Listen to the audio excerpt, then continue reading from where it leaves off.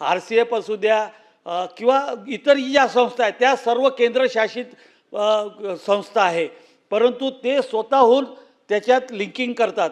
आणि आपण जर स्वतः जर पाहिलं तर आमच्या अमरावतीच्या जिल्हा पालकमंत्र्यांनी त्या कंपन्यावर गुन्हे दाखल करण्याचे आदेश दिले, परंतु अजूनपर्यंत लिंकिंगमध्ये एकही कंपनीवर तसा गुन्हा दाखल झालेला नाही आहे. जोपर्यंत कंपन्या लिंकिंग करणार तेव्हा खाली आपले कृषी निविष्ठेवाले जे दुकानदार आहे ते करतात, नाही त्यांनी जर केलं नाही तर ते होऊ शकत नाही. म्हणून या पुढच्या काळामध्ये खऱ्या अर्थानं त्याची गरज आहे असं माझं मत आहे.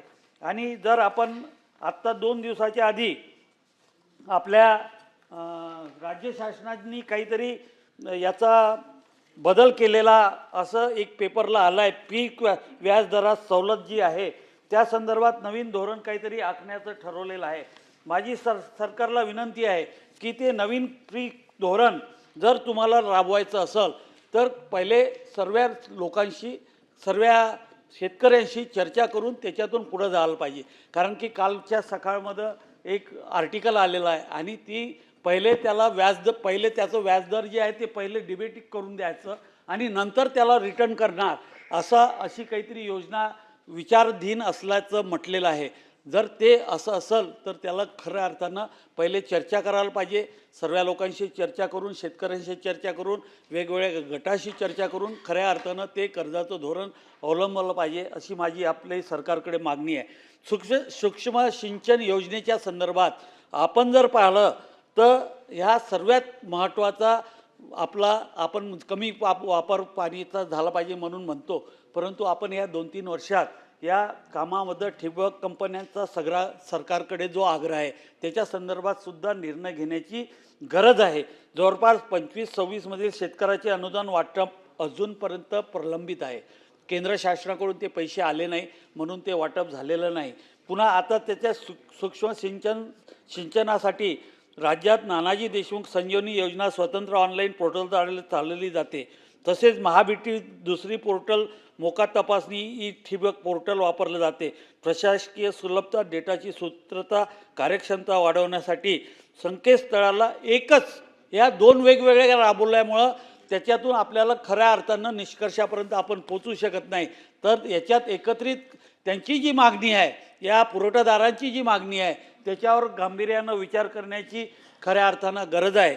आणि शेतकऱ्यासाठी जेव्हा होतं सरकार असतील, शिंदेसाहेब असतील, सुनेत्राताई वहिनी पवार असतील, यांच्या सरकारने शेतकऱ्यांसाठी ज्या काही योजना लागू केलेल्या आहे, ज्याच्यासाठी कर्जमाफी असतील किंवा अजून या नवीन पायाभूत सुविधा निर्माण करण्यासाठी बजेट प्रोव्हिजन मोठ्या प्रमाणात करण्याचं ठरवलं आहे, त्याबद्दल मी राज्य शासनाचा आभार मानतो. परंतु एक गोष्ट निश्चित आहे, आमचं याच्यातून या प्रस्तावामध्ये आमचा सत्तारूढ पक्षाचा प्रस्ताव होता, पण पणनचा विषय त्यातून सुटला. खऱ्या अर्थानं जर शेतकरी आज पिळला जात आहे तर त्याला त्याच्या मोबदल्यात भेटत नाही आहे, भाव भेटत नाही आहे, परंतु तो विषय खऱ्या अर्थानं याच्यात आला नाही. आमची आपल्याला विनंती आहे सभापती महोदयांना, पुढच्या काळामध्ये आम्ही 101ची चर्चा देतो, परंतु पणनवर आणि भाव तुमचा FRP या संदर्भात चर्चा उपस्थित झाली पाहिजे आणि खऱ्या अर्थानं शेतकऱ्याला त्याच्यातून लाभ होईल असं माझं म्हणणं आहे. या निमित्तानं मी सरकारचं अभिनंदन करतो और आपले आभार मानतो आणि माझे 2 शब्द संपवतो. धन्यवाद.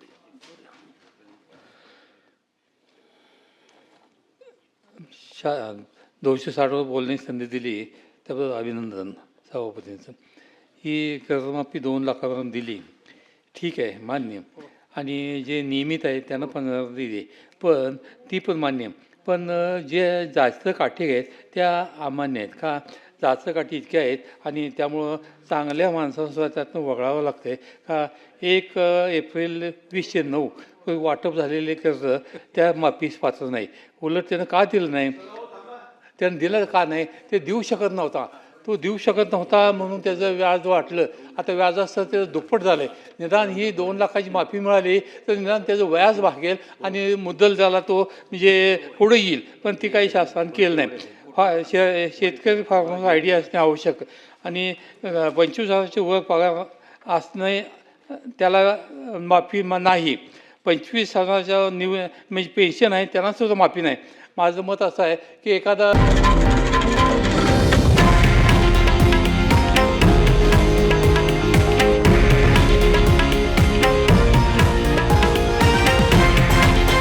हे आहे देशातील नंबर 1 न्यूज नेटवर्क आणि आपण पाहत आहात TV9 मराठी, एकमेव.